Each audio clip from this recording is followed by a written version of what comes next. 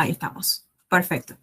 Bueno, vamos a arrancar. Esta parte, como les dije, no es muy larga. Bien. ¿Todos ven? ¿Todo se ve bien? Sí. Buenísimo. Sí.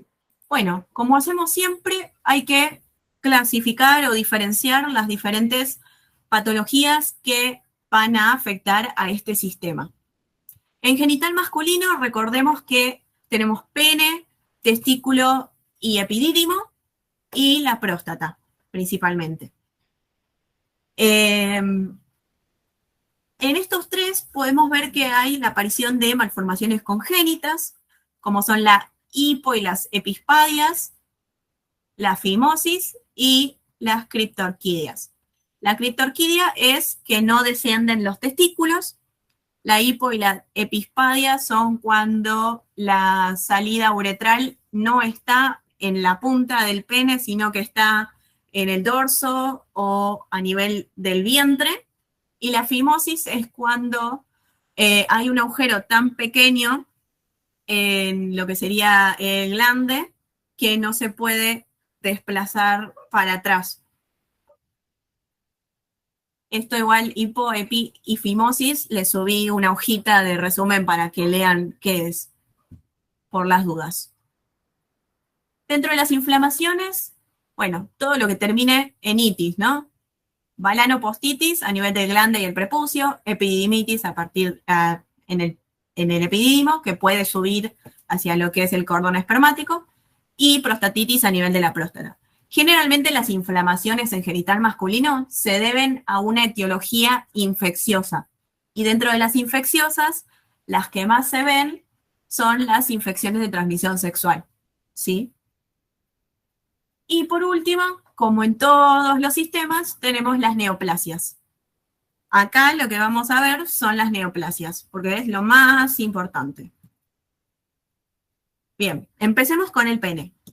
Acá recordemos la anatomía normal, con lo que es el glande, el orificio o meato uretral, lo que es el surco coronal, y el prepucio, que es esa piel que sube y baja, y el cuerpo del pene.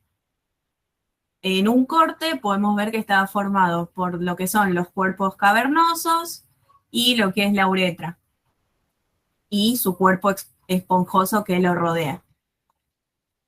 A todas estas formaciones cilíndricas las rodeaba la túnica albuquina.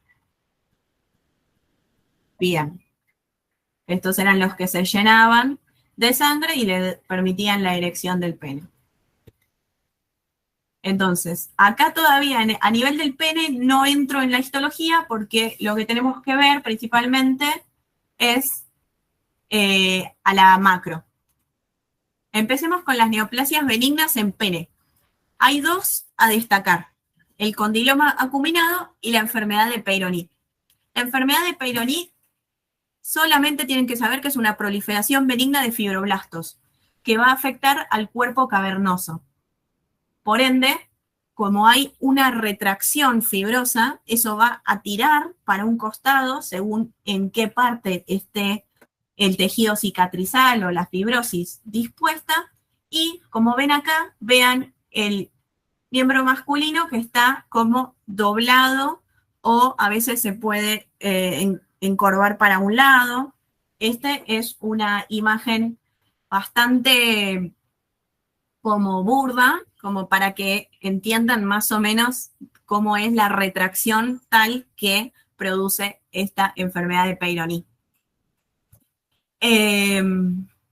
Y el paciente no solo también es algo muy denigrante para él mismo, porque también le cuesta tener intimidad con las personas, sino que cuando logra tener y llegar al punto de crear esa conexión y esa seguridad con la otra persona, les duele durante las relaciones sexuales. O sea, les duele tener relaciones sexuales. Entonces, le caga la vida, básicamente, ¿no? Pero bueno, esto se opera y se arregla en la mayoría de los casos. En cuanto al condiloma acuminado, Es un tumor de transmisión o de origen o provocado por una transmisión sexual que es el virus del papiloma humano, las variantes de bajo grado como son la 6 y la 11. Este tumor puede aparecer en cualquier superficie mucocutánea que sea húmeda de los genitales externos masculinos, también puede aparecer en los femeninos, y le gusta mucho lo que es el surco coronal y el prepucio. Vean acá cómo está, también en glande. Y vean cómo son, literalmente verrugas o excrescencias verrugosas que toman una formación tipo coliflor. Pueden ser únicas o pueden ser múltiples, pueden ser sésiles, pueden ser pediculadas, es decir, si tienen un tabiquito o directamente nacen así desde la superficie, como un coliflorcito. Y a nivel de la microscopía son como papilas. ¿Por qué? Es un eje de tejido conectivo rodeado por un epitelio. Ese epitelio va a tener características infecciosas del VPH, como era la coilocitosis.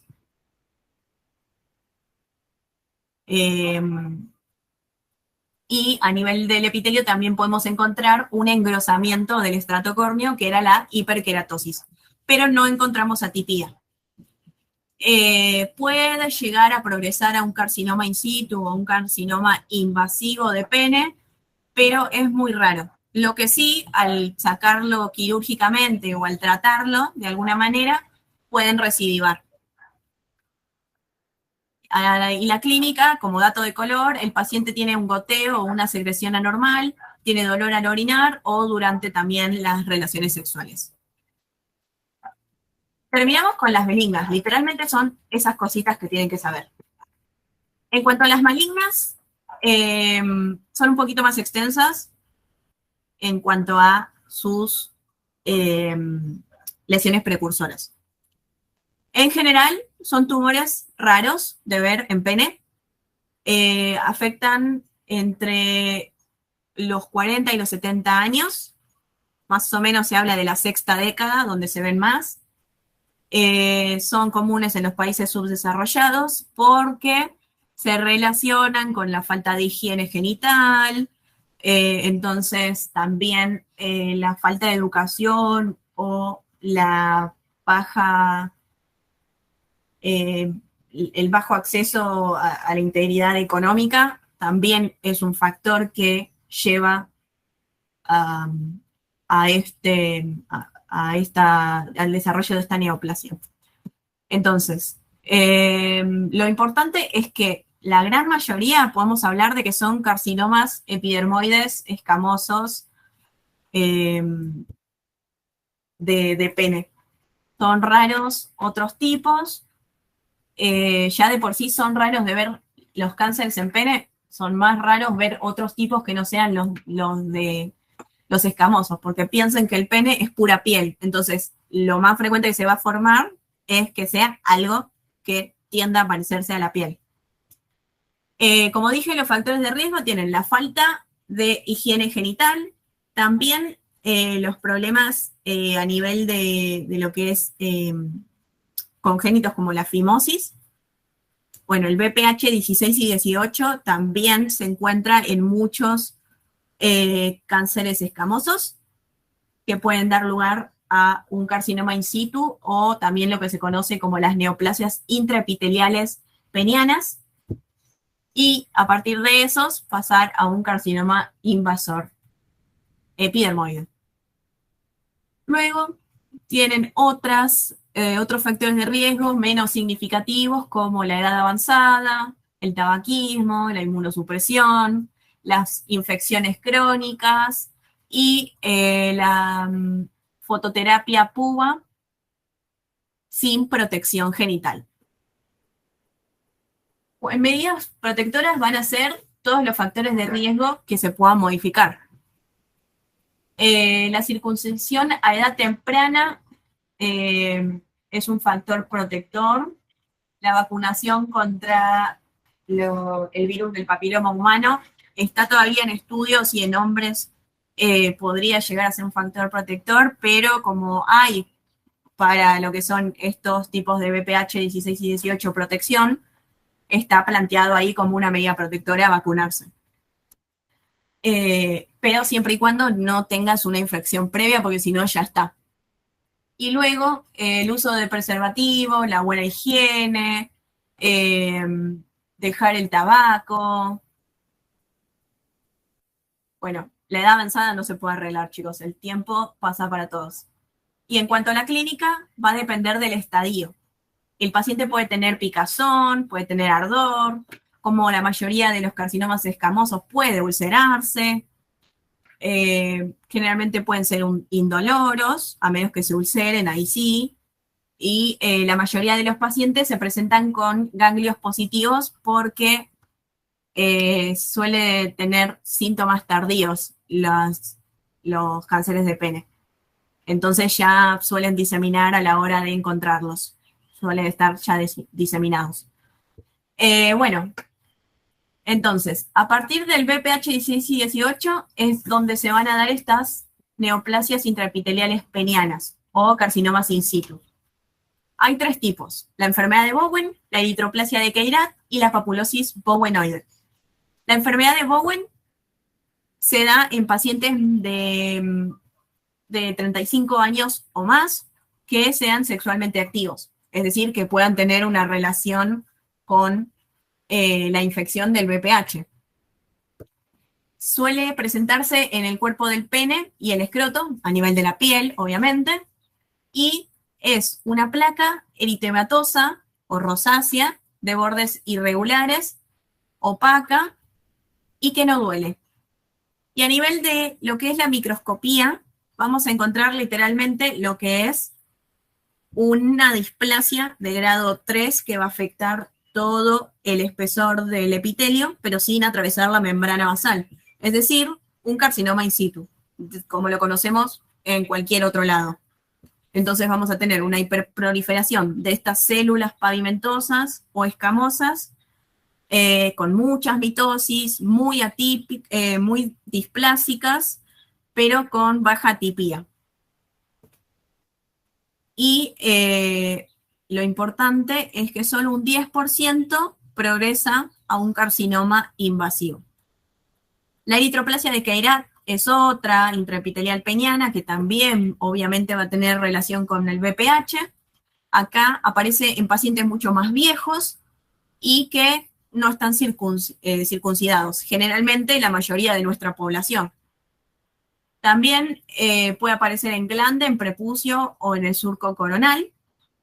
Y acá, en comparación con la enfermedad de Bowen, la diferencia está en que es una placa bien definida, roja, brillante, y que si nosotros la podemos tocar se va a sentir como terciopelo, bastante como un peluchito, bastante suavecita. Y también puede estar erosionada. Y al estar erosionada es dolorosa. Pero a nivel de la microscopía es igual que Bowen porque sigue siendo un carcinoma in situ. Lo importante, además de la diferencia con Bowen, a la macro, es que 33% progresa a un carcinoma invasivo. Y por último, la última neoplasia intraepitelial peniana, que también obviamente va a estar relacionada con el VPH 16 y 18, es la papulosis bowenoide. De estas 3, es la que menos va a progresar a cáncer. Casi se habla de que ni siquiera progresa porque es muy insignificante la porción que va a progresar. Esta papulosis va a afectar a personas más jóvenes, menores a 35 años, también sexualmente activos, que van a presentarse como múltiples lesiones papulares marrón rojizas. La micro, de nuevo, es un CIS, es un carcinoma in situ, así que va a seguir siendo igual que las otras. Y como ya les dije, casi no progresa a carcinoma invasivo. Y lo que se ve es que el paciente tiene una papulosis bowenoide y al tiempo se va. remite sola. Entonces, de las tres es como la más benigna, por así decirlo, o del comportamiento menos agresivo. Las otras tienen mayor relación con el carcinoma invasivo. Y ahora, pasando al carcinoma invasivo escamoso, comienza en glande o en la superficie interna del prepucio. Puede tener a nivel de la macroscopía dos patrones, como un papilar, es decir, como una excrescencia, como se ve acá, o puede ser plano. Papilar se parece mucho a lo que es un condiloma acuminado, y entonces también puede simular como un coliflor o una masa fungoide, como un honguito. Y el plano se va a ver como una mancha grisácea o como una pápula grisácea porque está elevada, con fisuras en la superficie mucosa, como lastimado.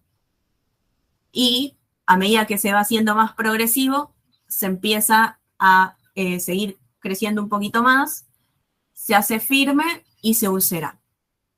Como todo, cuando pasa el tiempo en un carcinoma escamoso, se termina ulcerando. A la micro es un carcinoma epidermoide, así que se va a ver igual en todos lados. Acá tienen una imagen. Quisiera que ustedes me digan cómo se ve un carcinoma epidermoide a la microscopía.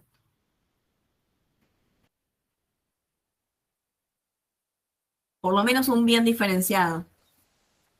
Tiene que tener lo de las perlas córneas o Bien. algo parecido a Puentes epitelio estratificado. intercelulares, ¿Qué, perdón? los puentes intercelulares. Correcto, bien. ¿Y las células cómo son? Es estratificada, plano estratificado. Son poliédricas, ¿se acuerdan? O poligonales.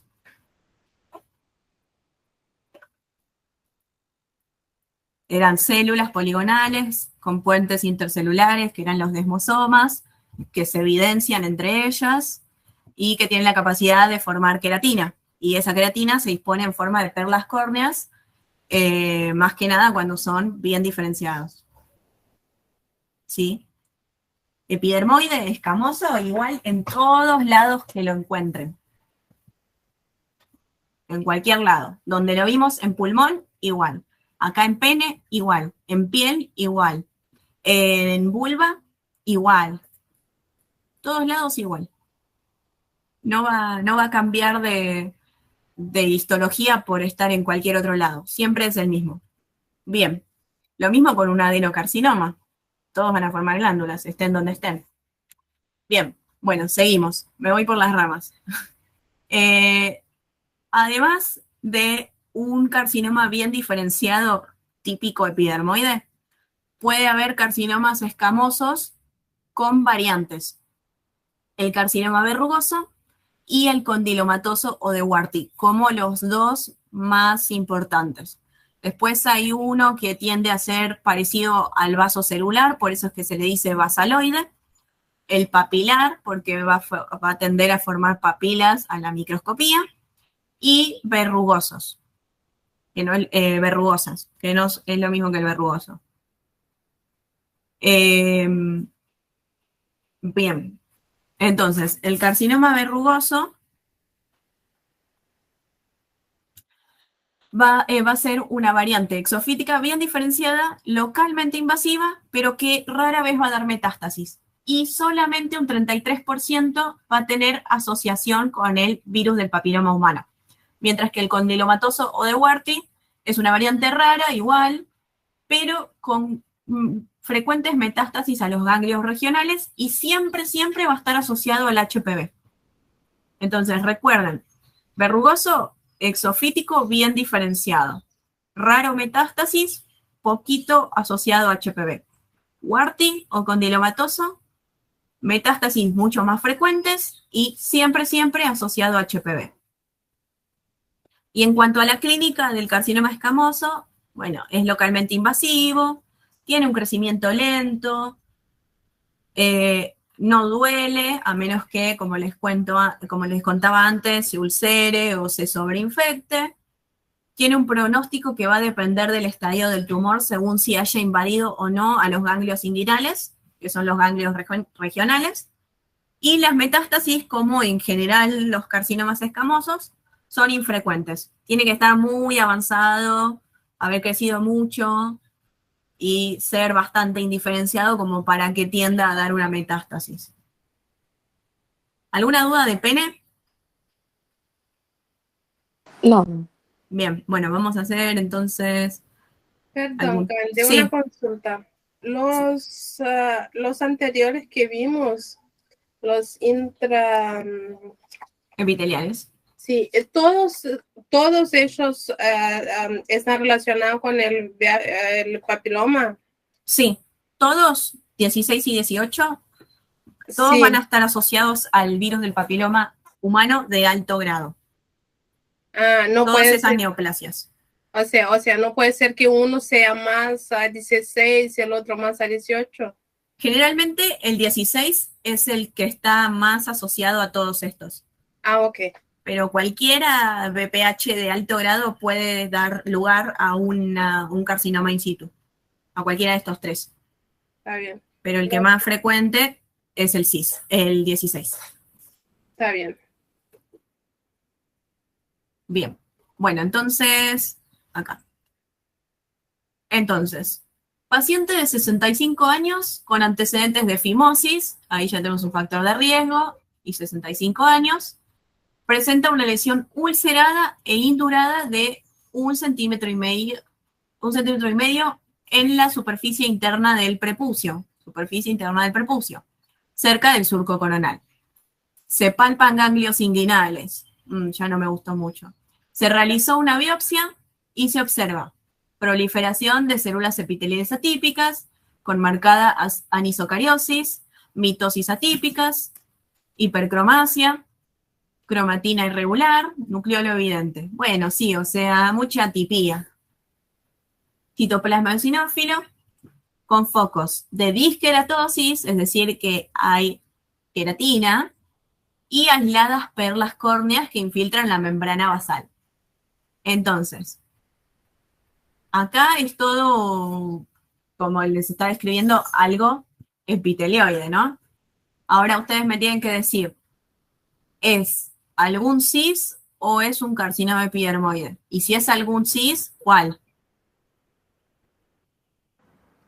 Pues Es el un carcinoma Carcinoma epidermoide. Creo que todos dijeron lo mismo, carcinoma epidermoide. Bien. Bien.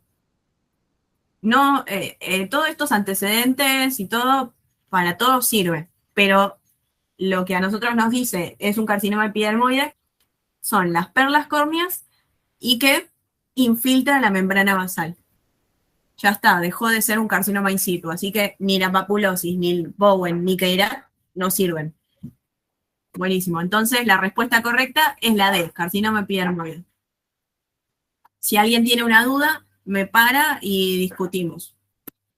O charlamos, queda mejor. En referencia a la patología tumoral peniana, señale el enunciado correcto. Tanto la enfermedad de Bowen y la papulosis bowenoide son representantes del carcinoma in situ peniano, comparten su importante asociación con la infección por el HPV-16. El carcinoma verrugoso es una variante endofítica indiferenciada del carcinoma epidermoide. C, menos de 1,5 centímetros de invasión en profundidad no va a tener riesgo de metástasis. Y D, el tabaquismo y la acumulación de esmegma por mal hábito higiénico no se hallan relacionados con el riesgo de desarrollar carcinoma peniano. Entonces, bueno, tabaquismo y acumulación de esmegma es toda la mierdita de basura que se le junta. Perdonen por hablar así. Eso, como dijimos, mal hábitos higiénicos y tabaquismo son factores de riesgo. Después, 1,5 centímetros, piensen que a nivel de la microscopía es bastante, así que es profundo. Así que va a tener riesgo de metástasis medios 1,5 centímetros. Así que estas dos, ya, chao. Después, ¿El carcinoma verrugoso era una variante endofítica indiferenciada? No, Era exofítica. exofítica. Bien diferenciado. Bien, era una variante exofítica y bien diferenciada, o sea, está dado vuelta todo. Y la última, ya sabíamos que Bowen y papulosis bowenoide son representantes del carcinoma in situ peniano y comparten la asociación con la infección por el HPV-16. Ahí también, si quisiéramos, podríamos englobar a KRAT. Bien. La 3. Esto todavía no lo vimos. Testículo. Sigamos. Testículo. Acá sí vamos a introducirnos en lo que era la histología normal y la anatomía normal. Acá está el testículo con el epidídimo y todo lo que sería el conducto deferente y las venas, todo el cordón espermático en sí. Acá el corte para que vean cómo se ve el testículo con el epidídimo. Y acá el dibujo para que se entiendan las referencias de acá. A nivel de la microscopía, si esto lo pusiéramos debajo del microscopio, veríamos cómo tenemos todo lo que es la túnica albuginea y que continúa y se va metiendo en forma de tabiques, dividiendo al testículo en lobulitos, en diferentes lobulillos. ¿Sí? Como acá, todos acá, todos acá. A mayor aumento vemos que cada lobulito o lobulillo está formado por muchos conductitos, que eran los túbulos seminíferos, donde ahí se iban a madurar y desarrollar los espermatocitos. Dentro del túbulo seminífero, entre todas esas células germinales, vamos a tener a las células de Sertoli. Y por fuera del túbulo seminífero a nivel intersticial, algunos fibroblastos y lo importante, las células de Leydig. Entonces, células germinales en el túbulo seminífero junto con las células de Sertoli. Mientras que las células de Leydig son intersticiales. Bien. ¿Hasta acá alguna duda? No. Bien. Entonces, pasamos a los tumores también, que es lo más importante. Los tumores pueden ser o pueden ubicarse en el cordón espermático. Les puse una fotito acá. Este es el cordón espermático. Sale una pelota, sigue el cordón espermático para llegar al testículo y al epidídimo. Principalmente son lipomas los que más encontramos a nivel del cordón espermático. Es decir, tumores benignos mesenquimáticos de tejido graso. A nivel de alrededor de los testículos, como puede ser en el epidídimo, encontramos los tumores adenomatoides, los rhabdomiosarcomas y los liposarcomas. A nivel del epidídimo se encuentra muchísimo el tumor adenomatoide. Pero si tenemos que hablar de frecuencia, los más frecuentes paratesticulares en los adultos son los liposarcomas. Y en los niños, los más frecuentes paratesticulares son los rhabdomiosarcomas. Vean acá como el testículo está normal y acá arriba, en donde iría el epidídimo, se encuentra alterado por una neoplasia, un nodulito.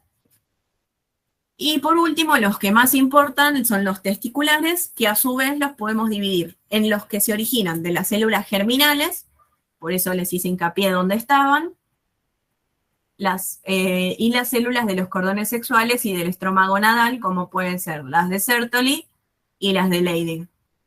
Y luego hay otros, como el gonadoblastoma y los linfomas, más que nada en los viejos. Los gonadoblastomas en los niños, los linfomas en los viejos. ¿Cómo vamos a sospechar de un tumor testicular? Cuando el paciente nos venga con un aumento de de lo que es el testículo, o como una masa escrotal dura, pero que no tiene signos de inflamación, es decir, que no va a estar caliente, no va a estar rojo, y que tiene un largo periodo de evolución, no es algo de una semana, sino que te dice, bueno, hace 4 semanas, 2 meses, tengo esto acá, no se me va, no me duele, generalmente no duelen, puede a veces doler, pero generalmente no duelen. Pero ¿qué pasa? ¿Cómo nosotros vamos a hacer el diagnóstico? No se van a biopsiar, o sea, no se va a tomar una punción de biopsia. ¿Por qué? Porque cuando pinchamos, estos tumores son muy discohesivos, es decir, que no tienen buenas uniones entre ellos. Entonces, cuando pinchamos, primero que rompemos todas las cápsulas que hay hasta llegar a la piel. Entonces, permitimos que esas células discohesivas se vayan para cualquier lado y provocamos una metástasis por iatrogenia. Entonces, moraleja, no se van a biopsiar por el riesgo de diseminación. Lo que hay que hacer es sacar todo el testículo cuando sospechemos que hay malignidad. Bien, acá otra vez la clasificación. Dentro de las células germinales, a su vez, las vamos a clasificar en los que son seminomatosos y en los que son no seminomatosos. En los seminomatosos vamos a tener al seminoma o seminoma clásico, es lo mismo decir seminoma o seminoma clásico, y por otro lado, el seminoma espermatocítico, que es el de los viejos. Y luego, el otro grupo de células germinales son los tumores no seminomatosos. Ahí vamos a encontrar los que también encontrábamos en la mujer, si se acuerdan, en el ovario. El carcinoma embrionario, el del saco vitelino, el coriocarcinoma y el teratoma. Si saben cómo se veían los del ovario, van a saber cómo se ven los del testículo, porque son iguales. Pero lo que diferencia al testículo del ovario es que es raro encontrar patrones únicos, es decir, solo carcinoma embrionario, solo tumor del saco vitelino, solo un coriocarcinoma, sino que tienden a mezclarse un coriocarcinoma con un teratoma, un seminoma con un carcinoma embrionario. Son muy frecuentes las mezclas o los patrones mixtos. Generalmente en los niños es donde más se van a dar los patrones únicos, mientras que en los adultos son en donde vemos los patrones mixtos con mayor frecuencia. El otro grupo de tumores de testículos son los de los cordones sexuales y estroma gonadal, como ya les decía, los de células de Leydig y los de células de Sertoli. Y como les dije también, los otros, el gonadoblastoma y los linfomas, específicamente los no Hodgkin. Entonces, dentro de las células germinales, nos vamos a los seminomatosos, que habíamos dicho que teníamos el seminoma y el seminoma espermatocítico. Los seminomas o seminomas clásicos son los más frecuentes del testículo y afecta a personas jóvenes, entre los 30 y los 40 años. ¿Son iguales que los germinomas que veíamos en la mujer? Bueno, el seminoma va a ser igual, pero en el hombre.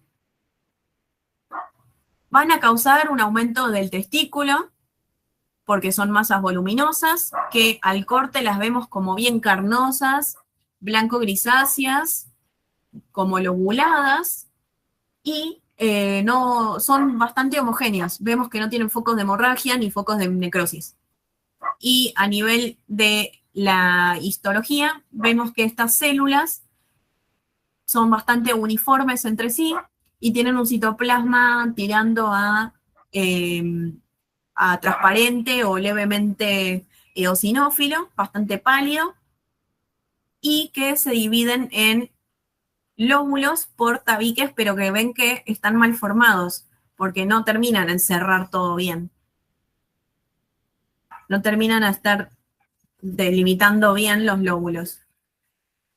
A veces también se pueden ver que contienen linfocitos o que también tienen como un patrón más granulomatoso, quieren formar granulomas. Y después, si bien puede ser agresivo, generalmente se ve que no atraviesa la túnica albuginea.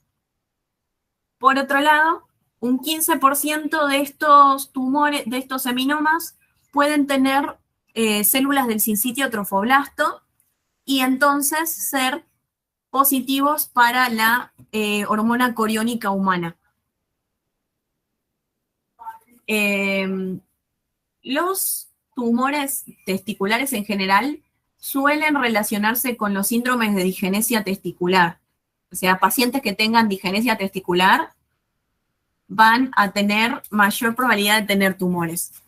Pero el que más se relaciona, y también por una cuestión de que es el más frecuente, es el seminoma clásico. ¿Qué es el síndrome de digenesia testicular? Es cuando el paciente tiene hipospadias, criptorquidias y esperma de baja calidad. O sea, todo para atrás tiene. Y además de no tener una buena eyaculación y todo, se le suma que le sale un tumor. No casa una. Perdón, ¿qué tenía? Sí. ¿Qué? Las 3 cosas que tenía, perdón, ¿cuáles serían? Tiene hipospadia, criptorquidia y esperma de baja calidad. Gracias. De nada.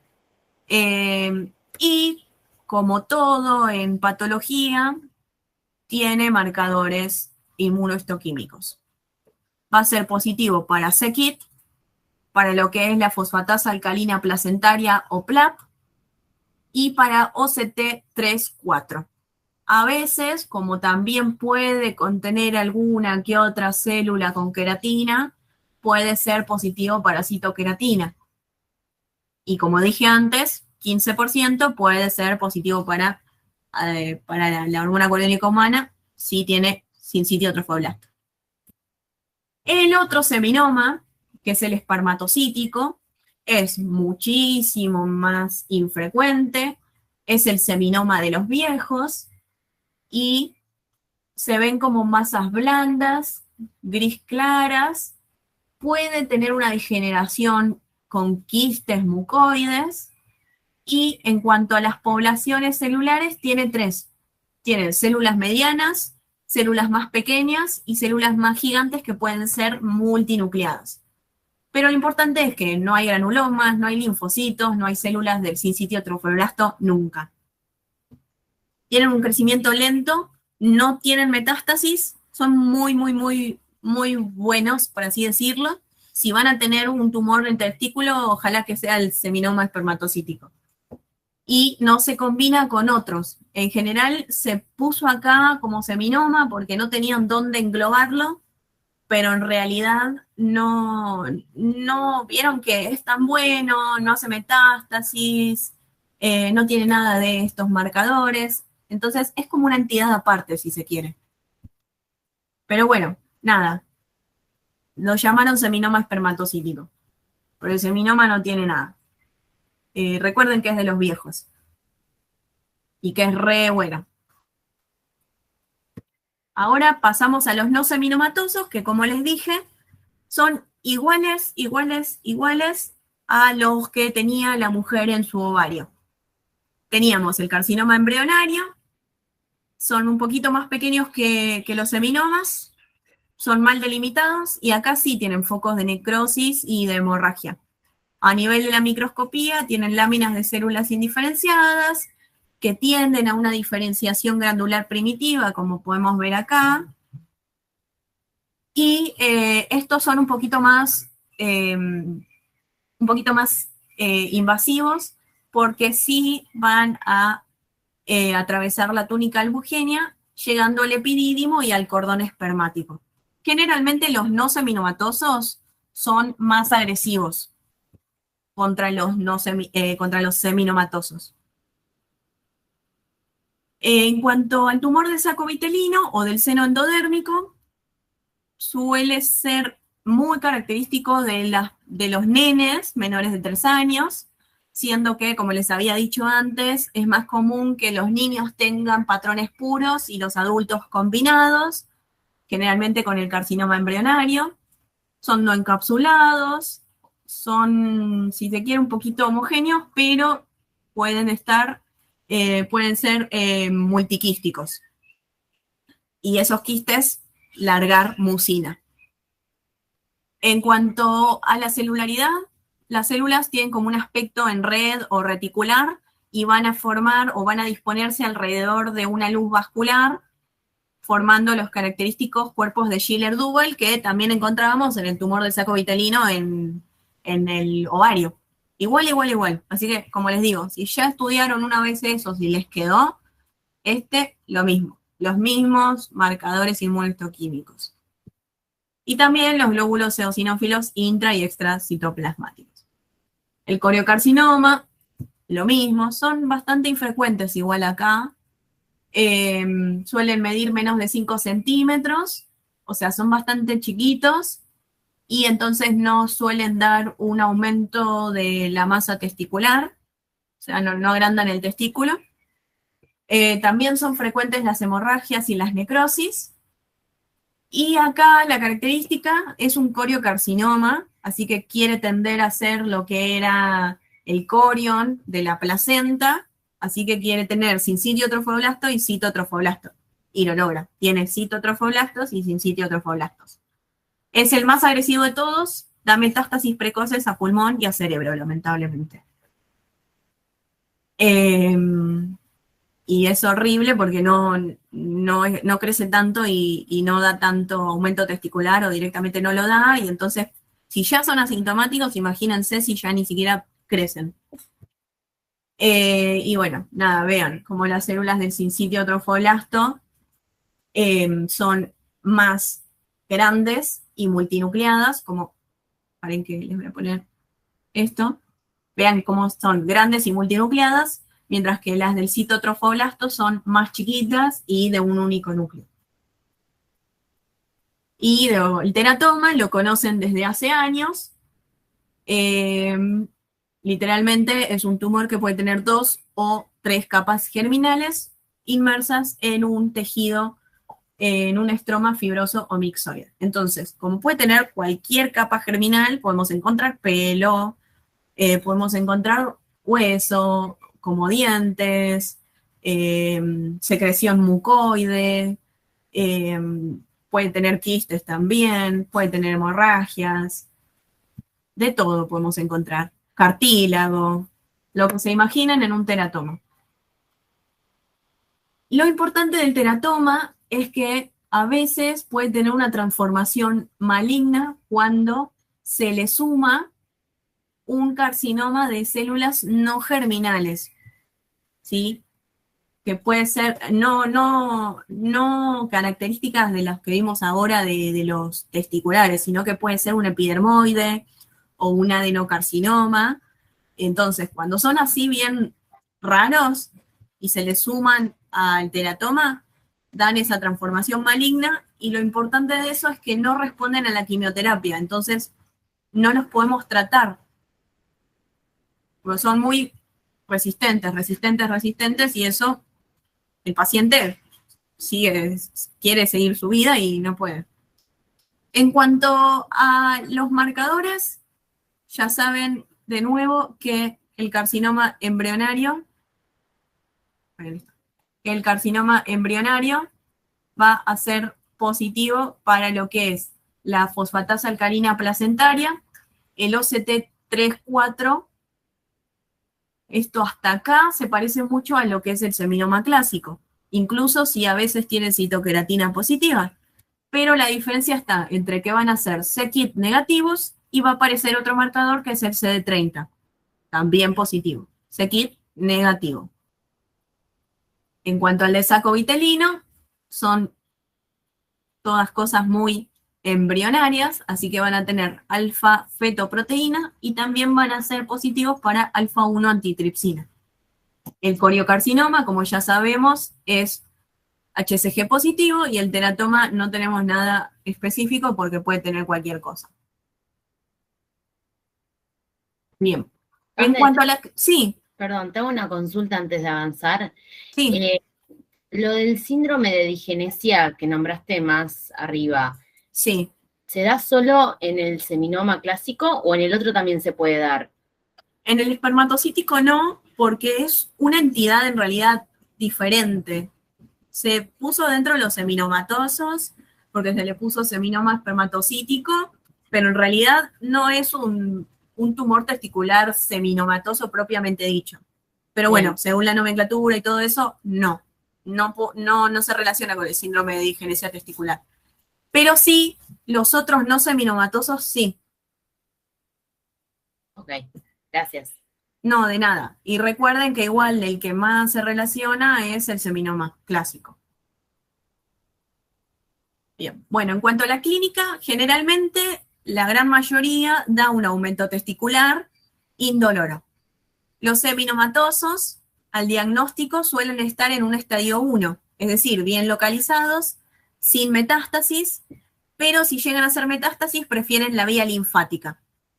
En cuanto al tratamiento y el pronóstico, lo vamos a ver principalmente dependiendo del estadio clínico, es decir, si es 1, 2 y 3, y del tipo histológico, siendo que si es un seminomatoso espermatocítico, es prácticamente re benigno, y el otro seminomatoso, el seminoma clásico, y tiene más probabilidad de hacer metástasis.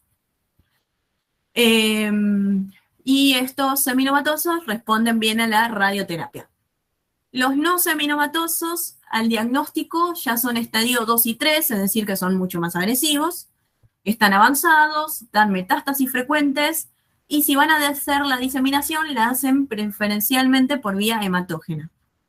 El tipo histológico acá no va a importar. Todos tienen el mismo comportamiento y se toman como muy agresivos. Entonces, por eso se tratan como un único grupo. No importa si es un coriocarcinoma o si es un teratoma o un tumor de saco vitelino. Por más de que el coriocarcinoma se considera el más agresivo de todos se tratan con el respeto que se deben y con la importancia que se debe. Y estos van a responder a la quimioterapia.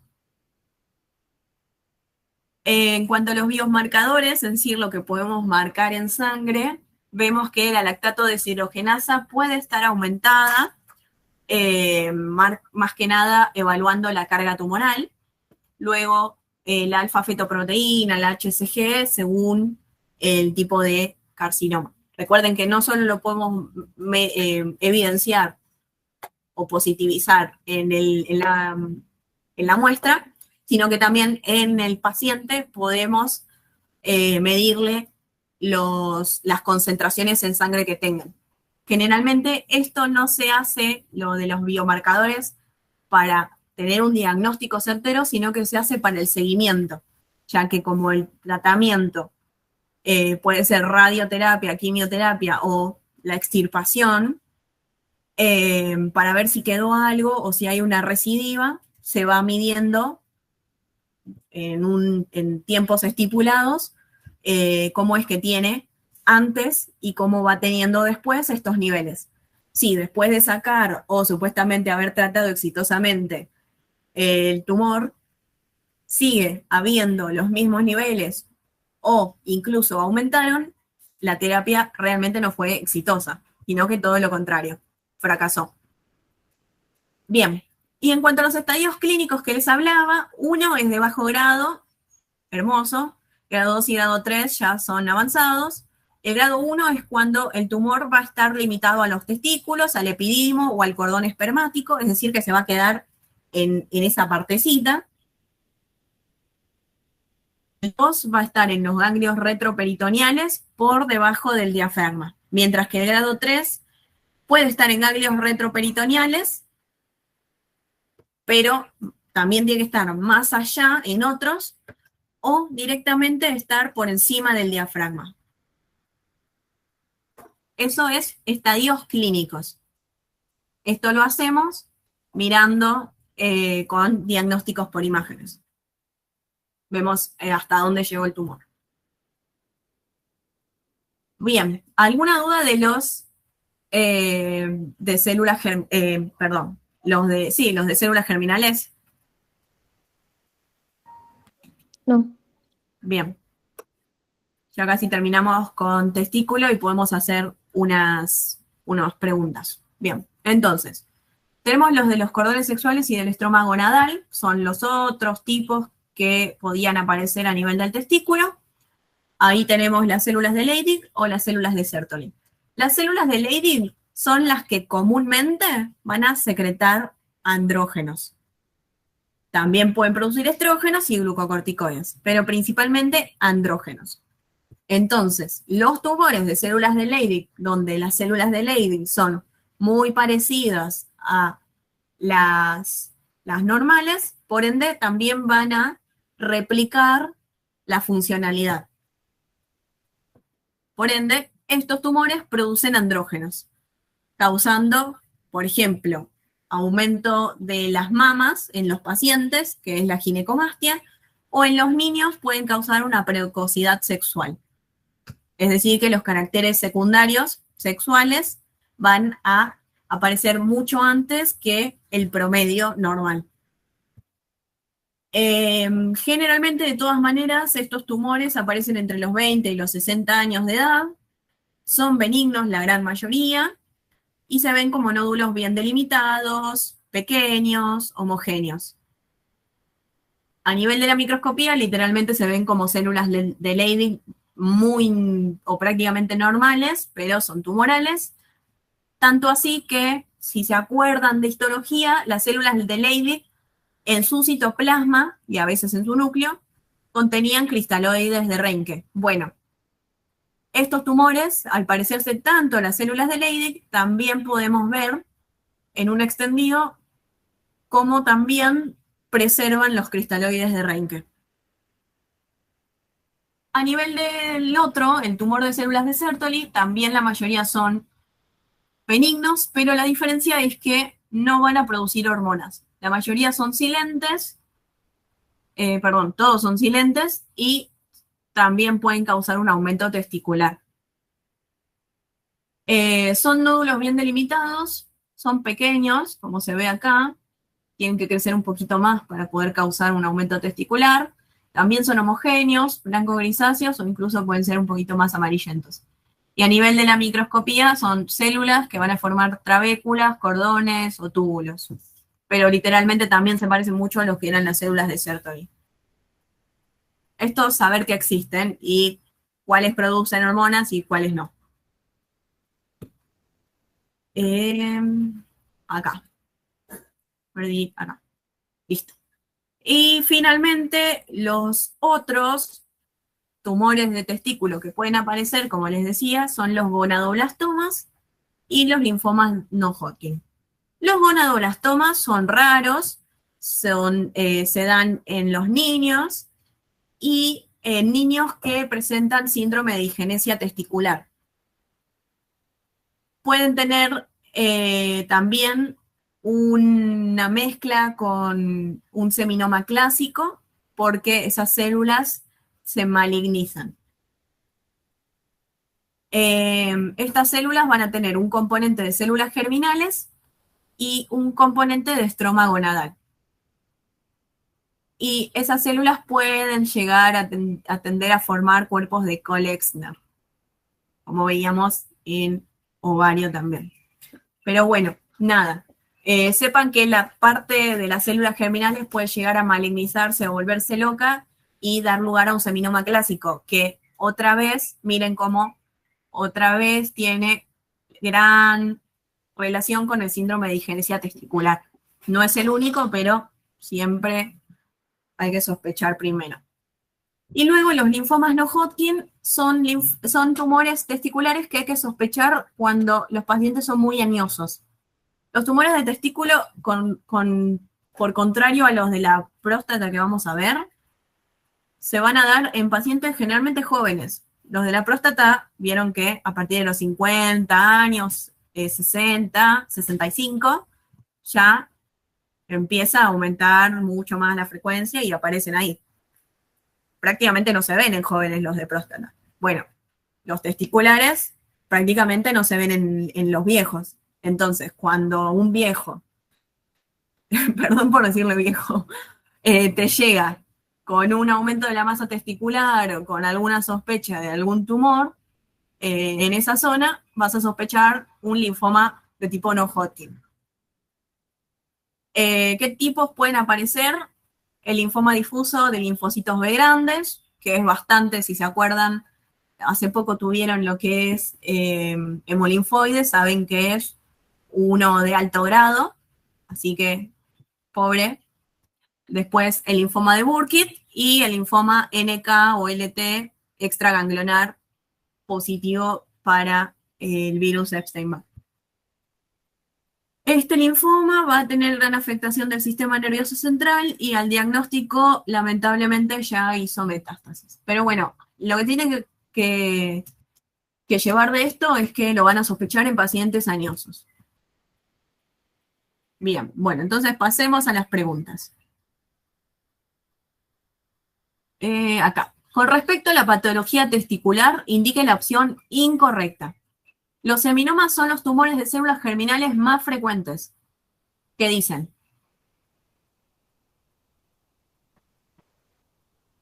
Es correcto. Bien, bien. Recuerden que cuando dice seminomas se refiere a los clásicos, ¿sí?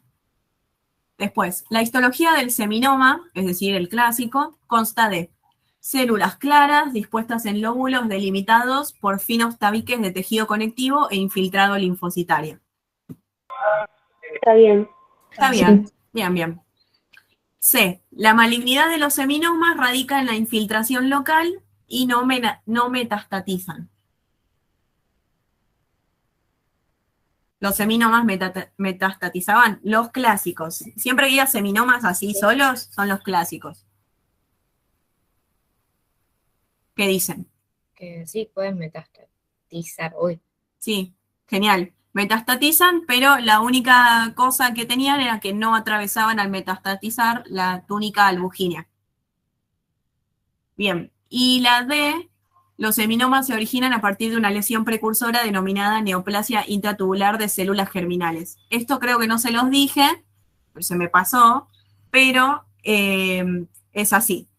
Las células, de los tumores de células germinales, en general, se van a desprender u originar de una lesión precursora, que es esta neoplasia intratubular, excepto el seminoma espermatocítico, el tumor del saco vitelino y los teratomas.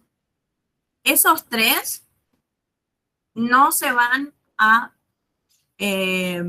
originar a partir de esta lesión precursora denominada neoplasia intratubular. Pero los seminomas clásicos, sí. Entonces esta es correcta. Entonces, como bien dijimos, la C es la incorrecta, porque sí pueden metastatizar, pero bueno, con sus propias características. Cande, ¿Consultas? Sí. Ay, ¿no podés repetir Lo de las tres el excepciones? origen. Sí. Entonces, todos los tumores de células germinales se van a originar a partir de esta lesión precursora, que es la neoplasia intratubular de las células germinales, excepto los tres siguientes. El seminoma espermatocítico, el tumor del saco vitelino y los teratomas. Tumor del saco vitelino, seminoma espermatocítico y los teratomas. Gracias. De nada. Bien. Yo tengo otra pregunta. Sí, En la B, ¿puede ser que la diapo decía mal delimitados? ¿O no entendí bien? sí, están mal delimitados. ¿Te acordás que no llegan a formar bien todos los lóbulos? Entonces, ¿acá también sería incorrecta la B? No, porque te dice que son lóbulos delimitados. Están delimitados. Mal, pero están delimitados. Acá no te dice ok. bien delimitados. Si dijese bien delimitados, la hace incorrecta. Pero como no especifica, está bien. Ok, es media tramposa. Es media tramposa, pero está bueno que lo hayas preguntado, así lo hablábamos, pero bien, correcto. Si dijese bien delimitados, está mal. Pero como acá solo dice delimitados, están mal, pero tienen una delimitación, formando lóbulos incompletos. Pero bien, bien, Ok, bien, gracias. de nada. Bien, entonces esta es la que está mal. La 4. Un hombre de 27 años ha notado un aumento del tamaño progresivo del escroto, que es la bolsa que contiene el testículo, con sensación de pesadez durante el último año. En la exploración física se observa que el testículo derecho es 2 veces mayor de lo normal, está firme y ligeramente doloroso. Este le duele bien. La ecografía identifica una masa testicular derecha de 3,5 centímetros sólida y la tomografía computada abdominal revela un aumento del tamaño de los ganglios linfáticos paraórticos. En la radiografía de tórax se identifican múltiples nódulos pulmonares. Como que ya nos dice que hizo una metástasis, ¿no? En las pruebas de laboratorio se destaca un incremento de las concentraciones séricas de gonadotropina coriónica humana y alfa-fetoproteína. ¿Cuál de las siguientes neoplasias es más probable que tenga este paciente? Entonces, vamos a desglosar. Hombre joven, tiene un aumento testicular, le duele, es firme, se le hace todo y se ve que es sólido. Se le hacen unas mediciones en sangre y se ve que tiene HCG aumentada y alfa-fetoproteína aumentada. Con la HCG, ¿qué sospecharían? Coriocarcinoma. Coriocarcinoma, bien. ¿Y con la alfa-fetoproteína? Tumor del saco uterino. Correcto. Entonces, acá aparece el coriocarcinoma, pero no se explicaría dónde está la alfa-fetoproteína. Por ende, el coriocarcinoma solo no tiene alfa-fetoproteína. El tumor de células de Leydig, nada que ver, no hace estas, hace andrógenos. Y el seminoma espermatocítico puro, de por sí ya hacer metástasis, ser reagresivo, no. Chao. Así que se corresponde con lo que dice, y además de ser la última que nos queda, es un tumor mixto, que podría ser de un coriocarcinoma más un tumor del saco vitelino. ¿Se entendió? Sí. Sí. Buenísimo. Sí. Bien. Entonces, así lo tienen que pensar. Van descartando el por qué no. La 5 ya es de próstata, así que sigamos. ¿Alguna duda hasta acá de testículo o de pene? No. Buenísimo. No. Bien, bueno, entonces sigamos con próstata. Y ya terminamos. Ay, esto está escribiendo. Vista normal de la próstata. Generalmente mide 4 centímetros, es un órgano como lobulado, bilobulado, una parte izquierda, una parte derecha, una parte central, que a la microscopía está formado por acinos o glándulas, porque recuerden que es una glándula, dispuestas en un estroma fibromuscular. Y si vamos a apreciar mejor las glándulas, vemos que tienen 2 tipos de células. Unas células basales más cúbicas bajas y otras células más cilíndricas, más altas, que son las células secretoras. Las otras son las basales. Entonces, una glándula prostática normal va a tener 2 capas de células, secretoras y las basales. Eso recuérdenlo. Inmersas en un estroma fibromuscular. ¿Por qué lo tienen que recordar? Porque tienen que recordar, porque tienen que hablar de la hiperplasia prostática benigna y del adenocarcinoma de próstata.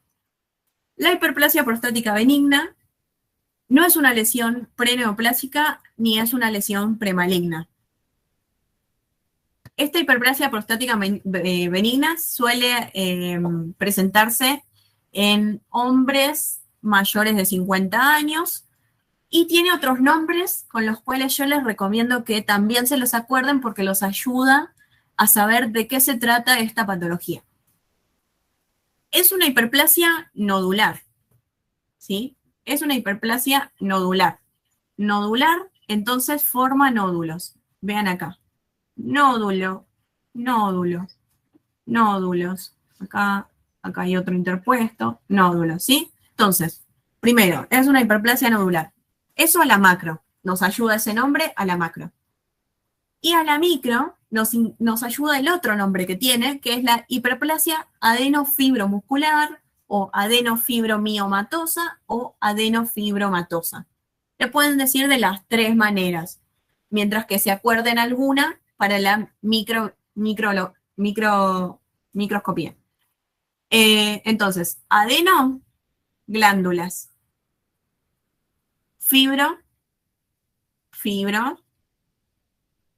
muscular. Entonces, el estroma fibromuscular va a estar aumentado. La parte de las glándulas van a estar aumentadas. ¿Sí? Entonces, vamos a ver una mayor proliferación fibromuscular y una mayor proliferación glandular. Y esas glándulas, vamos a ver que tienen una dilatación quística, como podemos ver acá, y además, si hacemos mayor aumento, podemos ver cómo tienen la doble capa de células que les había mostrado antes en la normalidad. O sea que esas dos células, las basales y las secretoras, no se perdieron. Y vean acá en la macroscopía cómo supuestamente creció esta 1 centímetro, pero puede llegar a crecer muchísimos más centímetros. Otros datos que tienen que tener en cuenta es que es andrógeno dependiente, principalmente con la dihidrotestosterona, que es el andrógeno más potente. La presencia de dihidrotestosterona provoca un aumento en la proliferación de las células del estroma y también se habla de una disminución de la muerte de las células epiteliales. Por eso es que muchas veces muchos autores o muchos profesores no les gusta hablar bien de lo que es una hiperplasia del componente glandular, porque en realidad lo que está aumentando no es el número de células nuevas per se, sino es que no se están muriendo las que se tendrían que morir. Entonces se van acumulando y parece que fuese una hiperplasia, pero en realidad la mitosis está bien, no está aumentada, pero no se están muriendo las otras que tendrían que morirse normalmente. Pero bueno, a fines prácticos aumenta el número de células, tanto en el estroma como las de las glándulas. También Sí, hay algo que no entiendo.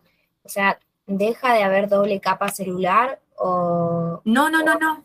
Eso se mantiene acá en la hiperplasia. ¿Ves? ¿Ves acá? Claro, sí, Hay una acá, secretora, más cilíndrica, más alta, y otra más cúbica plana, que son las basales. sí. Pero hay doble capa. Acá también, mira, acá se ve mejor, doble capa siempre. Eso es algo como la normalidad de acá, doble capa.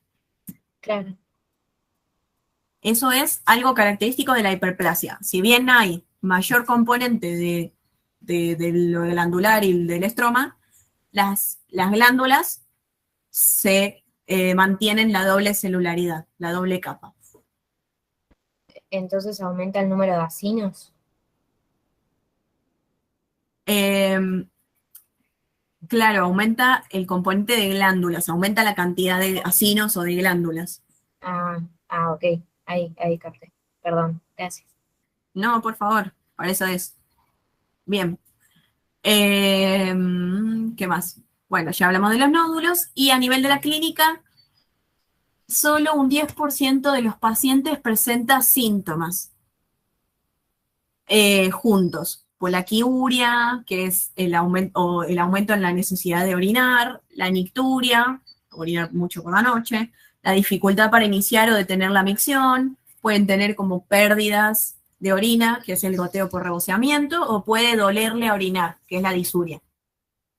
Pero estos síntomas, si bien muchas veces no son tan evidenciables, son más frecuentes que en el adenocarcinoma. ¿Por qué? Porque, como habíamos dicho, principalmente se da en la zona periuretral, es decir, alrededor de la uretra. Si crece mucho, la va a comprimir. Entonces, lo principal que vamos a poder ver en el paciente son signos miccionales. Mientras que en el adenocarcinoma, como vamos a ver, principalmente sale de la periferia. O sea, se genera en la periferia. Entonces tarda mucho más, o a veces ni siquiera llega, a poder comprimir la uretra y dar síntomas miccionales. Entonces, es más frecuente que un paciente con hiperplasia prostática benigna pueda presentar síntomas con respecto al adenocarcinoma. Esta obstrucción ureteral, como les hablaba, es una obstrucción que genera una acumulación de orina. Eso va a predisponer a las infecciones, tanto a nivel bajo, como la cistitis, y luego a nivel alto, como la pielonefritis. Y esa acumulación también de orina puede terminar llegando hacia arriba y causar una hidronefrosis por aumento de la presión, de aumento del líquido urinario. Otro problema que hay es que generalmente no se hacen biopsias por punción porque las muestras son muy pequeñas y no nos deja ver bien todo el componente. Así que la idea es que se hagan como muchos punch, muchos. Si bien se hacen las biopsias, en vez de hacer un poquito, bla, bla, como en el adenocarcinoma también pasa lo mismo, se hacen como muchos agujeros. Tengo un dibujito después, así. Mínimo creo que se hacen 12 agujeritos para poder tener de muchos lados y que sea representativa la muestra. Bien. Bueno, ¿alguna duda sobre hiperplasia prostática benigna? No. Bien. Adenocarcinoma de próstata. Ya casi terminamos. El adenocarcinoma de próstata es el cáncer más frecuente en los hombres y está cabeza a cabeza con, por su frecuencia, está cabeza a cabeza con mortalidad con el colon rectal. Por más de que no sea quizás tan agresivo como el colon rectal, pero al ser tan frecuente, eso aumenta que las muertes que tiene se empiecen a hacer bastante equiparables. Pero bueno, por ahora déjenlo nada más, es que es el carcinoma más frecuente en los hombres. Aparece principalmente en hombres mayores de 50 años y a medida que aumenta la edad, aumenta el riesgo a desarrollar adenocarcinoma de próstata. La patogenia no está completamente elucidada. Se plantea que puede ser multifactorial, con factores familiares o genéticos y factores ambientales. La edad, ya hablamos que es una, entre mayor edad, mayor riesgo. Algunas etnias o razas, como pueden ser las razas oscuras, los antecedentes familiares. También la exposición a andrógenos jugaría un papel importante, pero no principalmente en el desarrollo, sino en la supervivencia, en el mantenimiento de esas células tumorales. Por eso es que se podría explicar por qué a partir de una hiperplasia prostática benigna no saldría un carcinoma. Y también se plantea diferentes carcinógenos o grasas de las carnes rojas cocidas a la brasa. Pero bueno, todo esto es bastante incierto. El 70% de los casos de los adenocarcinomas se ven que se desarrollan y se originan en la periferia y en el lado posterior, es decir, acá se van a formar de lo que sería la próstata. Uy, lo marqué mal. Estaba mirando qué es la próstata. Vale. Lo voy a marcar bien, así no se confunda. Acá, el lado posterior y periférico de la próstata. Por eso es que en el tacto rectal nosotros podemos sentirlo cuando hay una tumoración, como un nódulo firme, y podemos llegar a tocarlo. Por eso es que es muy importante como método de screening el tacto rectal en pacientes mayores de 50 años. Así que hombres, cuando sean grandes, vayan al proctólogo, vayan al urólogo. Bien, entonces, muy importante el tacto rectal. Es el primer pasito para el diagnóstico de sospecha. Luego tenemos que un 80% de los adenocarcinomas pueden desarrollarse a partir de una neoplasia intraepitelial prostática de alto grado, porque hay de bajo y de alto grado, pero no está como todo lo que respecta al adenocarcinoma, que no está completamente elucidado, tampoco hay como un correcto cierre. No se sabe si decirle que realmente es una precursora o si no es un precursor. El Robbins plantea en un momento que no y en otro momento que sí, así que también tiene una dualidad, como las que tiene siempre. Pero bueno, por lo menos se dice que hasta un 80% se toma como que puede tener como precursor a esta PIN de alto grado. Importante que diga de alto grado, la de bajo grado no. Bueno, y esto es lo importante. Se va a ver a la micro las glándulas, porque es un adenocarcinoma, va a haber una hiperproliferación, obviamente, de células atípicas, pero que esas glándulas que forman estas células atípicas solo van a tener una sola capa de células. Y las capas que desaparece de esas dos va a ser la de las capas basales, siempre. Mientras que la capa de células secretoras es la que se mantiene. Alterada, pero se mantiene. Entonces, diferencia con normalidad y la hiperplasia prostática benigna es que el adenocarcinoma tiene solo una capa de células en sus glándulas. Por otro lado, también es común encontrar la invasión perineural, como se ve acá. Esto es un nervio y alrededor se ve la glándula tratando o, de hecho, logrando la infiltración. Acá también. Es muy común. En cuanto a la clínica, al igual que en la hiperplasia prostática benigna, se puede ver un aumento del antígeno prostático sérico específico, tanto total como la porción libre, y también puede estar aumentada la fosfatasa alcalina. También en orina puede medirse lo que es el PSA3, que también va a estar aumentado. Y a nivel de lo que es la inmunohistoquímica, podemos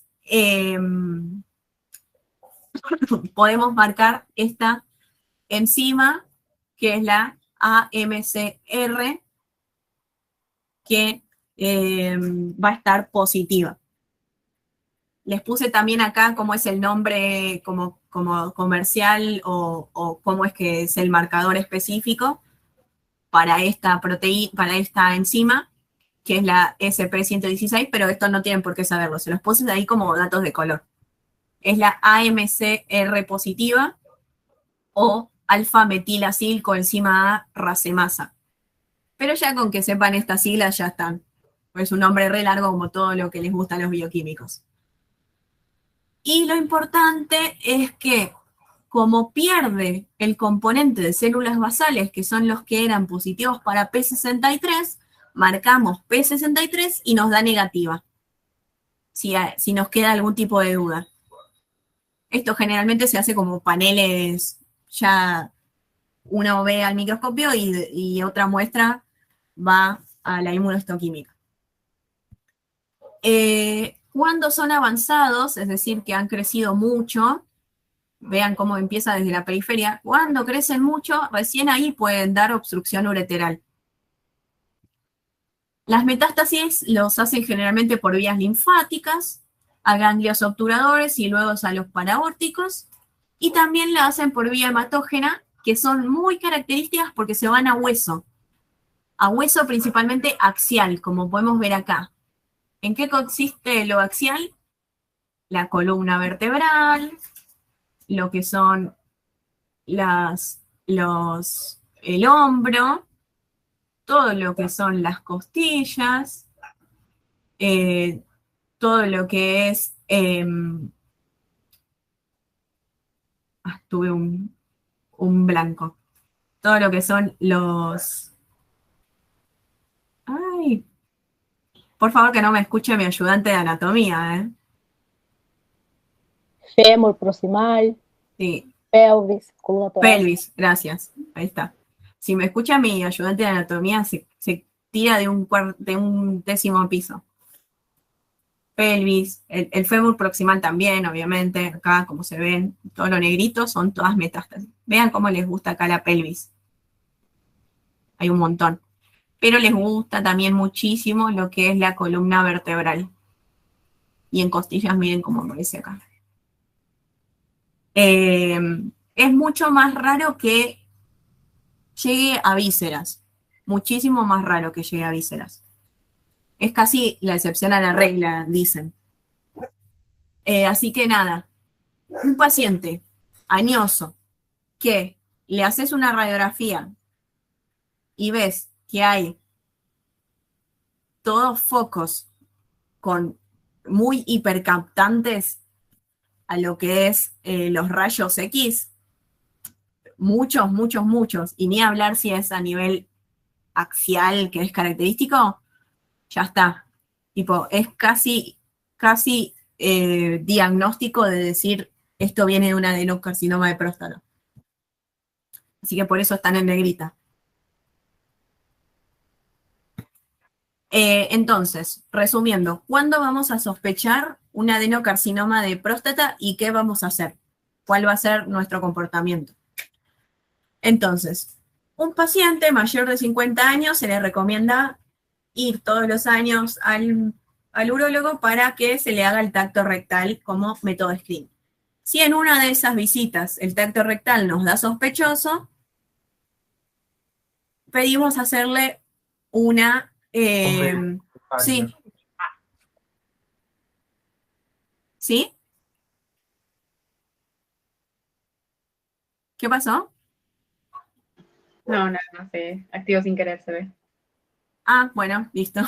Entonces, si el tacto rectal nos da sospechoso, le vamos a pedir el PSA total y libre en sangre y la fosfatasa alcalina también en sangre, que nos van a dar, si el tacto rectal sospechoso corresponde a un cáncer, nos van a dar bastante aumentados. Eso es todo sugestivo. Y luego también paralelamente le vamos a hacer estudio por imágenes, que también nos van a hacer sospechar. Por ejemplo, le podemos hacer alguna ecografía o también radiografías, y si aparecen así, todas estas cositas, y invariablemente se va a tratar de próstata. Ahora, ¿cómo confirmamos? Por más de que ahora se están planteando otros métodos diagnósticos, hasta ahora lo único que tenemos que más se utiliza o que está planteado es hacer biopsia por punción guiada por ecografía o por algún método de imagen. Lo ideal es que esto no se llegue a hacer, pero bueno, es el único diagnóstico de confirmación que existe, lo que es la biopsia. Pero se habla de que la punción, como el testículo, al atravesar diferentes membranas, predispone a la metástasis, porque este adenocarcinoma, las células también son discoesivas. Por eso es que tiende a la metástasis. Pero bueno, nada. Por ahora es el diagnóstico que todos podemos hacer. Entonces, se hacen múltiples punch o tomas de biopsias donde se obtienen cilindros en toda la próstata y básicamente como que la tiroteamos porque la dejamos toda agujereada. La dejamos toda agujereada y con esos cilindros nosotros podemos verlo al microscopio y otorgarle un grado de Gleason. ¿En qué consiste la gradación de Gleason? En observar el patrón histológico predominante y el segundo en predominancia. Es decir, el patrón que más aparezca primero, el que esté más en la muestra, contra el segundo que esté más en la muestra. Entonces, si el patrón que más aparece es muy glandular, generalmente se le va a poner un Gleason 1. Y si es muy sólido, es decir, que no tiene nada de glándulas, va a ser un Gleason 5. Lo que es la gradación va del 1 al 5. Una vez que tenemos la gradación del más, el que más aparece, y la gradación del segundo que más aparece, los tenemos que sumar. Es decir, si el primero era un 1 y el segundo era un 5, me da un score de Gleason de un puntaje 6. Con ese score de Gleason de puntaje 6 se hace o se agrupa en otro grupo, que es, por ejemplo, hasta el grupo 6 de Gleason es un grado 1. Si yo, en vez de encontrar un 1, encontré, no sé, un grado 3 en la histología y el otro era un grado 5, 5 y 3 es 8. Entonces, dependiendo si 5 y 3 o 3 y 5, acá el orden de los factores sí altera el producto, ¿sí? No es lo mismo que mi primer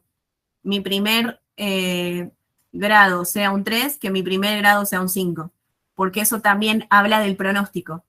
Vean como un 3 tiene glándulas bien formadas y un menor componente sin glándulas, mientras que un 5 primero es ausencia predominante de glándulas y un menor componente de glándulas bien formadas. Recuerden que entre más anaplásico por regla general, peor pronóstico. Conclusión. Mi 8 va a estar dentro de un 4. Estos tienen colores así, yo se los puse con colores para que sepan que un grado 1 es un buen pronóstico. Un grado 2 y un grado 3 es un pronóstico moderado y un grado 4 y 5 es un pronóstico horrible. Horrible, con muy poca sobrevida del paciente, lamentablemente. Ustedes lo que tienen que saber es más o menos es lo que yo les contaba, que un grado 1 de Gleason, en cuanto a patrón, cuando tomamos la biopsia y la miramos al microscopio, un grado 1 de Gleason es pura glándula, sin componente sólido, mientras que un grado 5 es todo componente sólido sin componente glandular formado.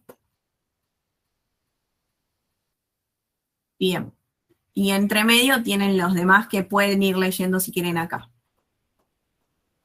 Pero bueno, entonces sepan cuándo es gradación, que es la histología, cuándo es score, que es cuando se suman los dos patrones más prevalentes, y luego el grado completo, que ya no es grado de Gleason, sino que es el grado ISUP, que es de la Asociación Internacional de Patología Urológica. Para este grado es el que nos va a decir el pronóstico del paciente. Bien, bueno, ¿consultas? Tande, una pregunta. Sí. En la hiperplasia prostática benigna, ¿cómo era que se hacía el diagnóstico? ¿Era por la sintomatología, o sea, la clínica y los aumentos de los niveles de PSA? también terminás haciendo biopsia. Ah, está bien. Ujú. Ah, Vos perfecto. tenés que ver. Sí. La biopsia tiene muestras muy pequeñas. Entonces, en vez de tomar una, acribillamos a la próstata y la llenamos de circulitos. Entonces, obtenemos un montón de cilindros y cada cilindro lo estudiamos para ver. Y obviamente no los mezclamos. Decimos, los cilindros de la periferia, los cilindros del centro. Entonces, en el centro tenemos este patrón, bla, bla, bla. Si en todos lados vemos más o menos lo mismo y que en todos lados las glándulas siguen siendo con doble capa, genial, es una hiperplasia prostática benigna. Ah, buenísimo. Gracias. De nada. Lo mismo para el adenocarcinoma de próstata, nada más que ahí también, obviamente en la hiperplasia podemos también ponerle el AMCR y el P63, nada más que acá el P63 va a ser positivo y el AMCR, esa enzima va a ser negativa. Después lo demás puede estar aumentado de todas maneras, lo que se mide en lo que es las secreciones, los diferentes fluidos, sangre, orina. Bien, bueno. Entonces hagamos los últimos choice. La 5 nos pide marcar la opción correcta con respecto al adenocarcinoma de próstata. La A dice, en el examen microscópico muestra glándulas revestidas por múltiples capas de células atípicas. ¿Qué les parece? El adenocarcinoma. Múltiples capas. No. Una No, sola. una sola, sola. Excelente, bien. Una sola. B. Las metástasis óseas son de tipo osteolítico. Osteoblástica. Perfecto. No son destructivas, sino que captan más los rayos X porque son plásticas, es decir, formadoras de hueso. La C. Se origina más frecuentemente en la zona periférica y posterior de la glándula.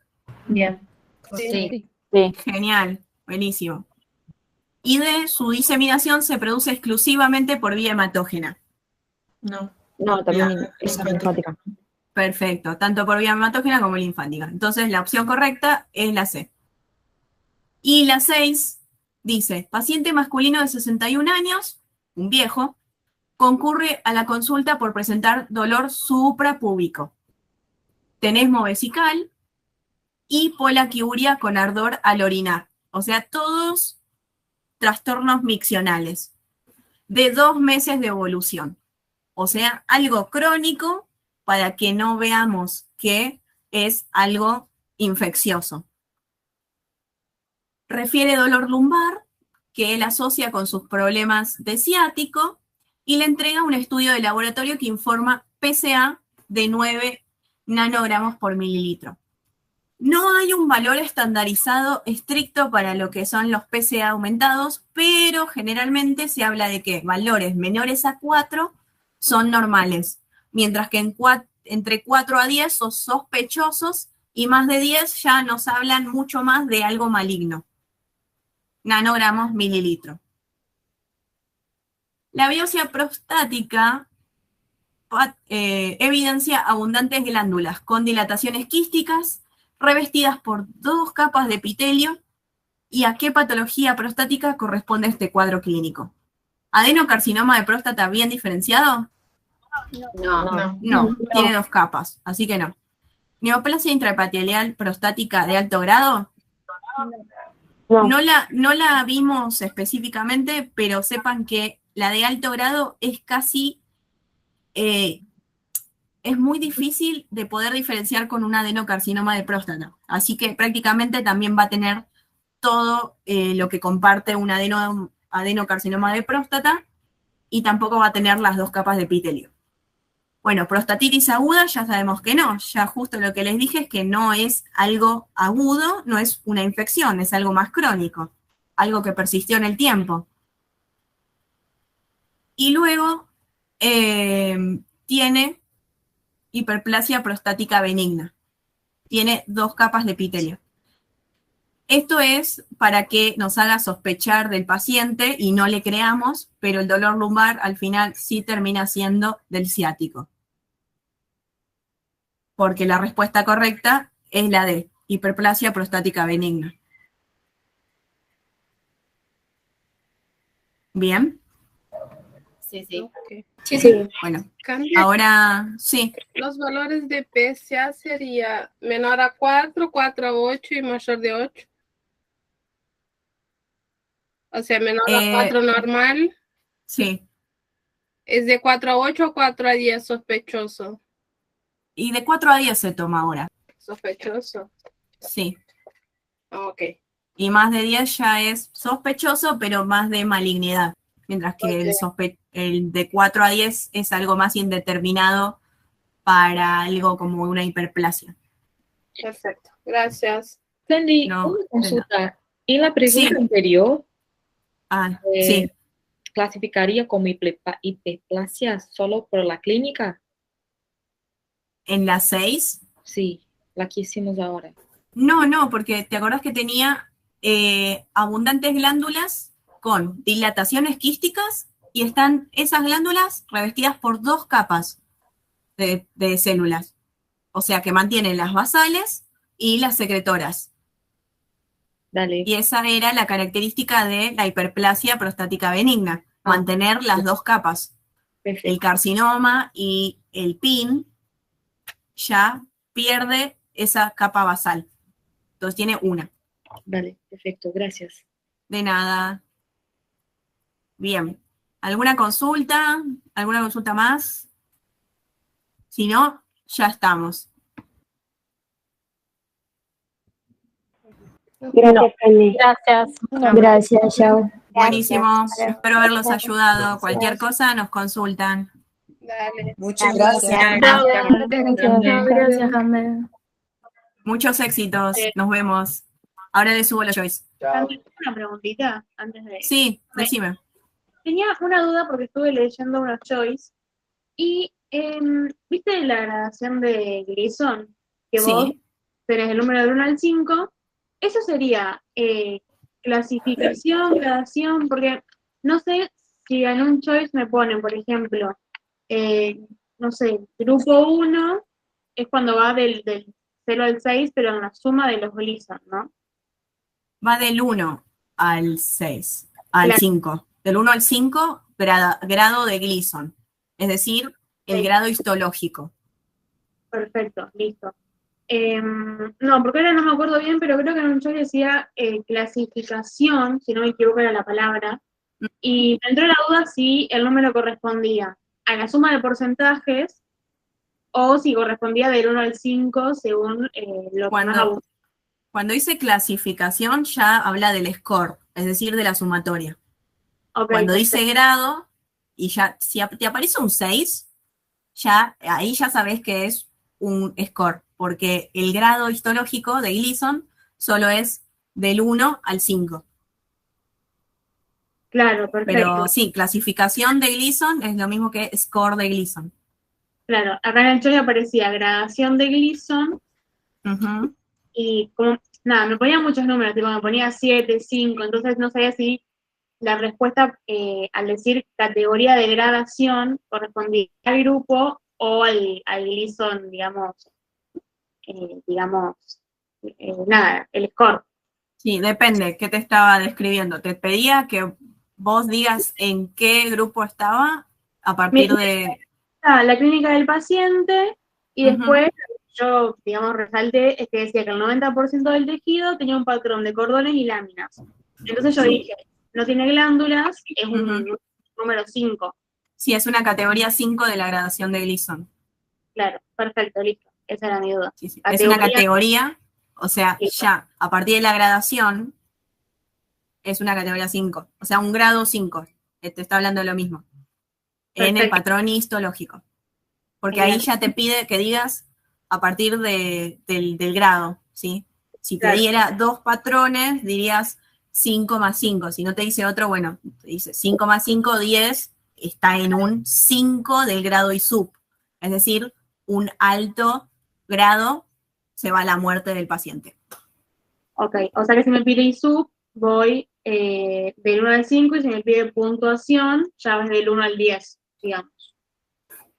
puntuaciones del 1 al 10, correcto, va del 2 al 10, porque el 1 Sí, no del existe 2. porque es 1 y 1, 2. Del 2 al 10, correcto. Y si te pide categoría de gradación, es grado, o sea, del 1 al 5 de nuevo, pero a partir de la morfología. Perfecto, muchas gracias. Buenísimo. No, por favor, nos vemos. Éxitos. Chao. Chao.